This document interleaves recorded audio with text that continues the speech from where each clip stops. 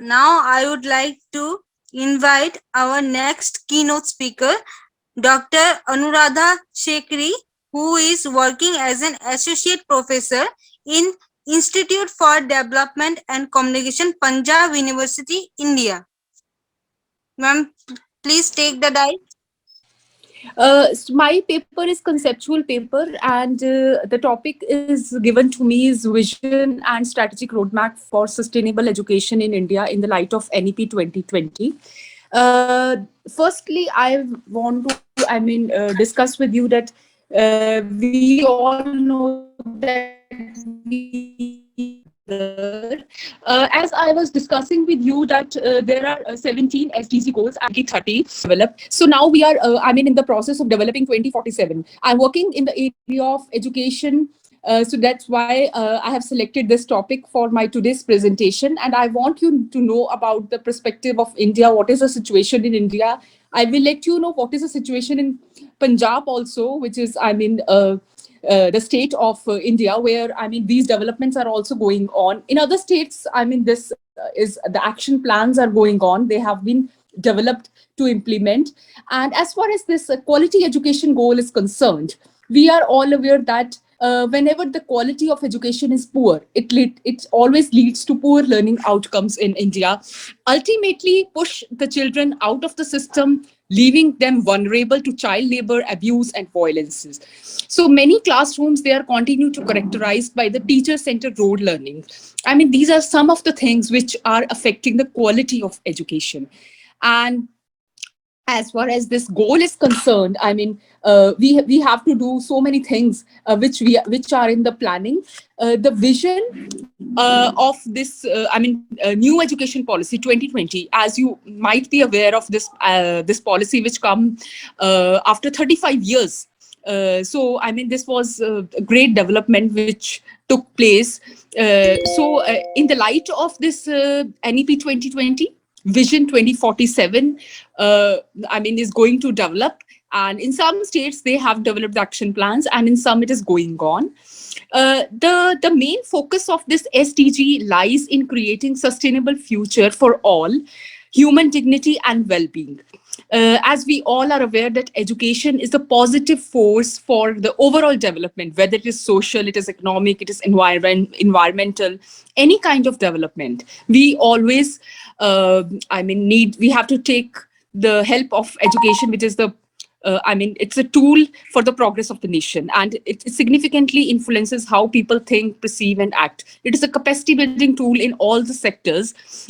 And of course, it's a prerequisite for the development of nation, human rights, social justice in multicultural society where we are living, where there are so many complexities due to advancement, science and technology, globalization.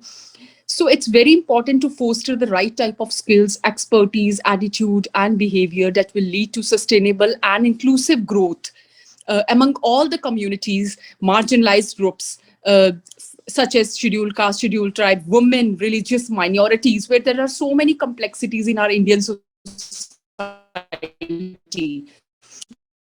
As far as Indian situation is concerned, therefore, education is the key instrument and means to achieve all these goals.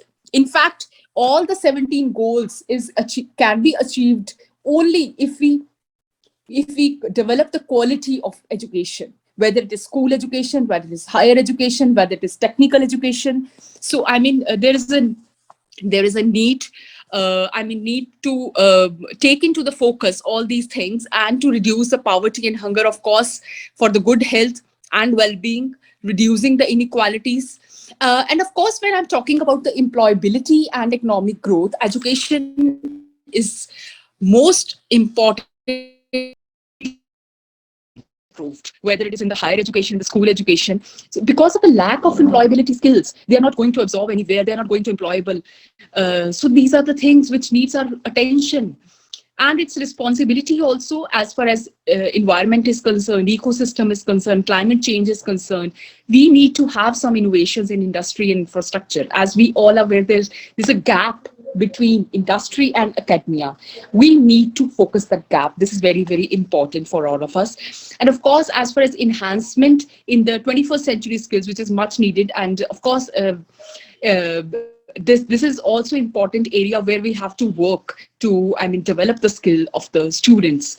This is important. Now I'm coming how, in order to achieve the human well-being, it is required to have a long-term commitment with the ultimate purpose of learning throughout the life. As we all aware that this is actually a lifelong learning process. It requires at all the stages of education, quality needs to be developed, whether it's primary, secondary, or tertiary. Accessibility to quality education, and of course, by all the groups. We need inclusive development, which requires teachers, instructors at all levels to enable the learners to acquire the necessary skills for the sustainability in all sectors of growth and development. For developing the Vision 2047, we have set the targets, short-term targets and long-term targets, to frequently revise the curriculum of secondary and higher education, vocational training, and also skill upgradation to meet the productive demands of society and, of course, global market, which is important. And we need to have some in good infrastructure to invest on the universities to produce graduates and researchers to enable them to address the global challenges through creative thinking and problem solving. And actually, due to the paucity of time, I have summarized all these things in one slide, that these are the as far as school education is concerned. So this is very, very important. Now I'm moving further to our next slide. So just okay. I'm again sharing. I know. I think the I have just my screen. So I was here. Now, to achieve this SDG 4, the three objectives set to achieve the goal, that is, we have to work in the field of cognitive learning, socio-emotional learning, and behavioral learning. Most of the time, we are focusing much on cognitive learning. As far as ICT and digital literacy skills are concerned, of course, this has to be made compulsorily. We have to provide the education, but the thing is that we also need to focus on social emotional learning and behavioral learning, because there is a lack of gender parity in education as far as, I mean, language is concerned.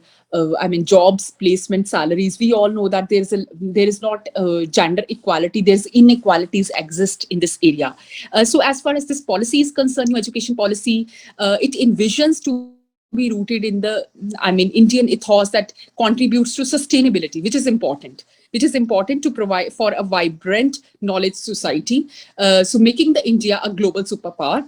The vision of this policy is to instill among the learners a deep-rooted pride in being an Indian, to inculcate this knowledge, skills, attitude for sustainable development. I'm just moving so that, because I think due to paucity of time, we have these 4 levels, which new education policy, I mean, this is a structure which laid for school education: foundational stage, preparatory stage, middle stage, and secondary stage. This is the new pedagogical and curricular structure which has been laid for, I mean, implementing good practices in to improve the quality of school education. Now, as far as higher education is concerned, this is India Vision 2047, which I want to quote here.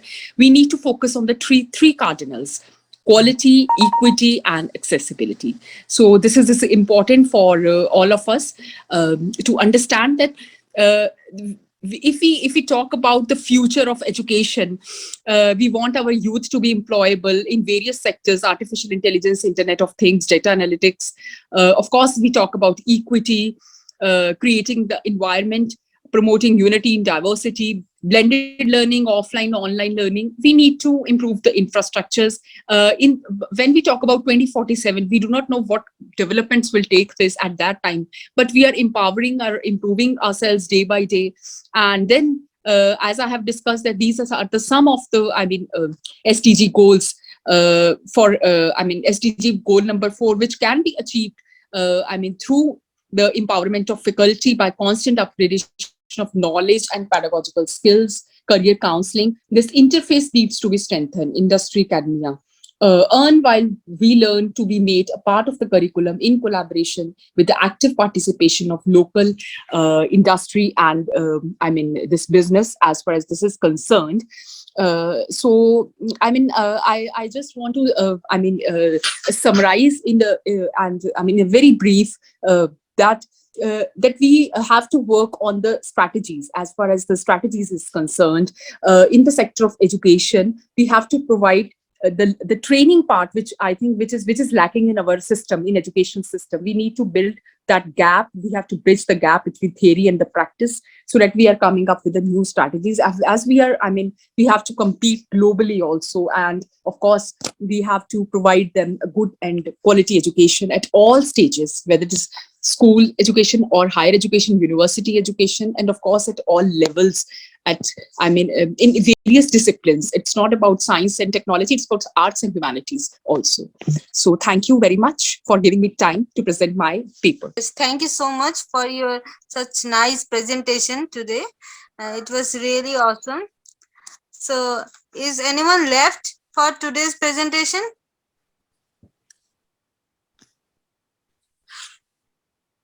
Okay, so no one left today. So, as I already told that our research council committee team has already gone for attending another meeting and also for the award ceremony. So for today, I just wanted to say thanks to each and everyone who have participated today, as being as keynote speaker, being as guest of honor, being a listener. So thank you. I would like to congratulate each and everyone for making this conference so successful and grand. So thank you so much. I would like to conclude for today's day. So thank you. Snehasri, the presentations are over. Yes, sir. All the presentations are already over, sir. So can I quit now? Yes, sir. Yes, sir. Thank you.